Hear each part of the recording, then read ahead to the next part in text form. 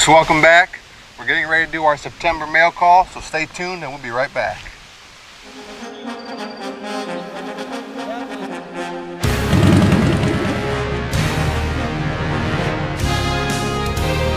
We got a letter here from our friend Bob. And he says, "Sir, in your opinion, what is the best grind for a survival knife? Sincerely, BK."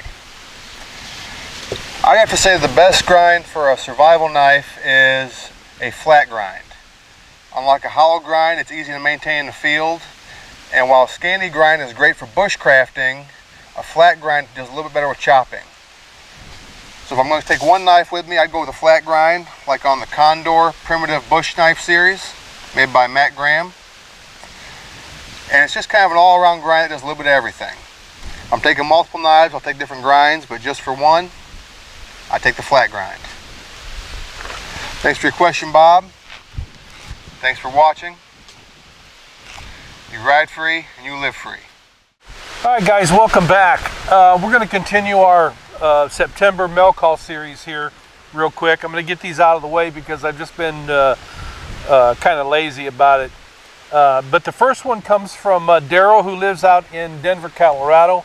Thanks, Daryl, for sending us an email with this question. He says, "Can you please tell me what books that you would recommend to a newbie learning to survive in the woods? Thank you, DG." Okay, again, Daryl, thanks a lot. What books? Well, man, there are so many of them now. Everybody's writing books on survival techniques and outdoor techniques and bushcrafting techniques. So let me kind of backtrack this here.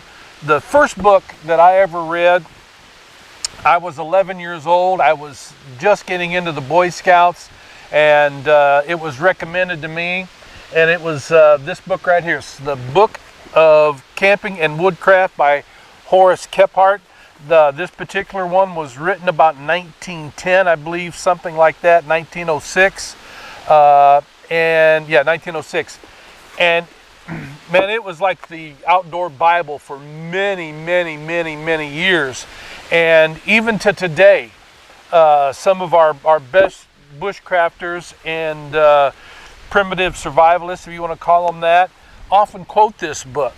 But I recommend the Book of Camping and Woodcraft by Horace Kephart. This isn't my original copy I had. That's long gone. I happened to pick this one up on Amazon because of your question. I wanted to see if it's still out there, and it is. And I only paid like $14 for this. And in his book, he covers a lot of the things that you're seeing on YouTube now. But because of him mentioning this guy, George Washington Sears, I went right out after I finished this book, and then I got my hands on this one, Woodcraft and Camping. And this is George Washington Sears, who's also known as Nessmuk, a name that belonged to a friend of his, an Indian friend of his, Native American, way back in the day. And Kephart happened to mention him in his book. That's why I got it. These two books, if you never bought another one, there is a lot of stuff you can learn in here, especially if you're wanting to be a primitive camper. A lot of things that they have passed on to us that's great. Now, I mentioned some of the modern guys. Another one that I would turn to is Les Stroud. And I'll tell you why I like Les. Les is a guy that has blazed his own trail. And I would say, just from talking to him personally, one-on-one, him and I, this is a guy that went out and learned by himself. He's got very, very little formal training per se. But I mean, he learned how to do a lot of things himself. And so he's kind of different than some of the other guys that are out there right now that are writing books. But this is a great book. Les Stroud, called Survive, and it says essential skills and tactics to get you out of anywhere alive. And again, this is a guy that's for real. He does it like nobody else. Another writer that is really popular, best seller list, is Dave Canterbury. And Dave has got a series of books. But I'm going to tell you something. I am a great fan of Dave. I think he is a modern day Kephart, to be honest, a Horace Kephart. But you can tell that he is a student of Kephart's book, because a lot of the things that you read in his books and you see in his videos, it's almost as if Horace Kephart is there himself. And that's not a down. You know, kudos to him that he's done so much work and so much research.